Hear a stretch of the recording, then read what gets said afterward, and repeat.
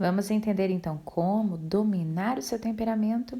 Vamos pegar primeiro o exemplo de Pedro, o sanguíneo. Olha só, ele é um exemplo clássico. Nós falamos já dos pontos fracos desse sanguíneo, que é inconstante, fala demais, é impulsivo. Enfim, falamos de tantas coisas, mas e depois que Pedro foi controlado pelo Espírito Santo, o que de fato mudou nele, por exemplo?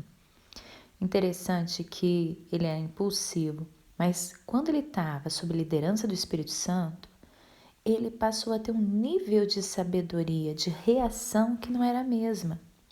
Então, por exemplo, geralmente você reage às circunstâncias de uma maneira, da maneira conforme o seu temperamento. Mas quando o Espírito Santo está em você, você fala, nossa, não sei como eu fui calmo naquela situação, não. Só pode ter sido o Espírito Santo. Você já passou por isso? Então, é assim que aconteceu com Pedro. Pensa só, ele passou pela situação seguinte. Quando ele foi interrogado e pressionado por autoridades religiosas, a quem ele sempre respeitou e tudo mais, ele passou por uma situação, por exemplo, estava Pedro e João. As autoridades disseram para que eles não falassem, nem ensinassem em nome de Jesus. E os dois, eles não vacilaram, eles não gaguejaram diante desses líderes que estavam repreendendo eles para não falar em nome de Jesus. Nem Pedro disse nada que prejudicasse seu testemunho. Gente, um sanguíneo nato, o que ele faria? Na hora que falasse, se eu vou falar o que eu quiser, ele é impulsivo, ele fala, não tem papas na língua muitas vezes, fala sem pensar principalmente. E acontece que quando está sob a liderança do Espírito Santo, não. Pedro podia ter colocado tudo por água abaixo, como eu e você muitas vezes fazemos, não é assim?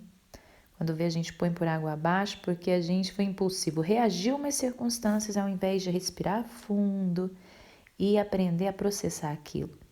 Isso aconteceu com Pedro. Pedro, ele olhou e ele disse para as pessoas que vieram repreendê-lo.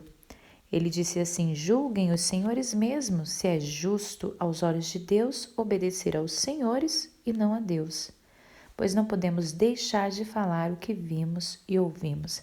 Olha o nível de sabedoria de Pedro. Antes, Pedro ia falar: quem são vocês? Vocês não conhecem o Cristo? Ele podia muito bem ter se exaltado, conforme seria o seu temperamento, mas diante da liderança do Espírito Santo, ele foi sábio. Julguem os senhores mesmo se é justo aos olhos de Deus obedecer aos senhores e não a Deus, pois não podemos deixar de falar o que vimos e ouvimos. Ou seja, essa sabedoria, esse controle de emoções é estranho, não só para Pedro, como para qualquer sanguíneo.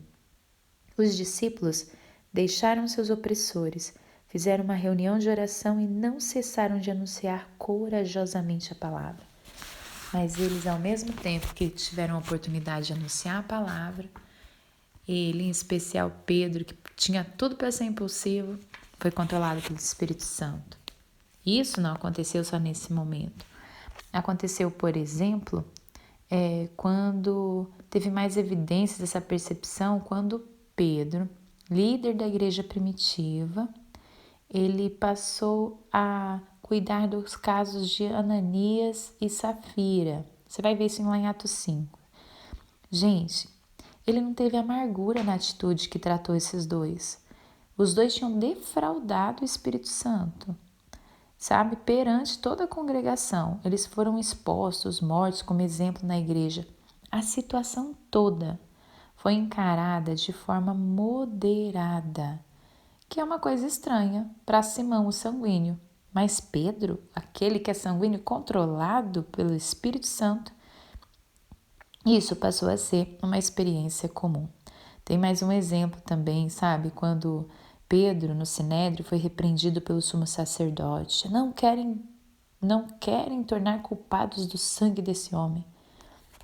Pedro, no natural, ele ia se enfurecer com isso, mas não foi o que aconteceu. Apesar que era de se esperar, não, ele estava controlado pelo Espírito Santo e respondeu com sabedoria. Ele disse: é preciso obedecer antes a Deus do que aos homens. Está em Atos 5:29. Então, mesmo quando pressionado pelos homens a praticar um erro, o cristão, que é controlado pelo Espírito, não precisa ficar agitado, ressentido, amargurado. Sempre vai ser possível agir corretamente e assim não entristecer o Espírito Santo. Os sanguíneos têm que se lembrar, disso, porque as suas reações muitas vezes são carnais. Ele é muito impulsivo, muitas vezes não pensa. A graça de Deus nos é suficiente em qualquer circunstância. Você nunca vai ter que explodir, estragar o seu testemunho por causa da sua conduta hostil ou por causa da conduta hostil de outra pessoa. A sua vitória não depende do comportamento alheio. Humanamente falando, pode ser que tenha razões de sobra para se zangar, mas os recursos de Deus, os recursos do Espírito, o capacitam a responder de modo pacífico. O segredo está em reconhecer que você começa a afundar no momento que você admite. Ele não tem direito de fazer isso comigo. Se você quiser ser dono da razão, esse fulano não tem direito de fazer isso comigo. Fulano não tem direito de falar assim comigo.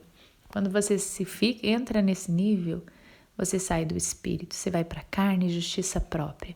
Então, independente do seu temperamento, eu quero te encorajar a estar sob a liderança do Espírito Santo. No próximo, eu vou falar um pouco de um outro temperamento, como que ele está superando, assim como foi Paulo, como que Paulo também superou a questão do seu temperamento, como que o Espírito Santo agindo pode nos transformar de verdade. Então, para você que tem, Ellen, eu recebi muitas perguntas aqui, Nós estamos continuando sublinhados comentados do livro Temperamentos Transformados, do autor Tim LaHaye, e é interessante o quanto que eu tenho recebido essa pergunta. Ellen, como que eu faço para ser menos impulsivo? Como que eu faço para ser menos grosso, menos pessimista? Enfim, vamos estar falando durante toda essa jornada.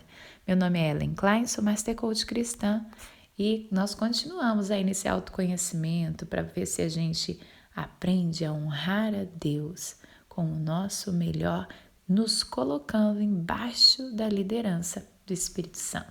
Um beijo, até o próximo áudio.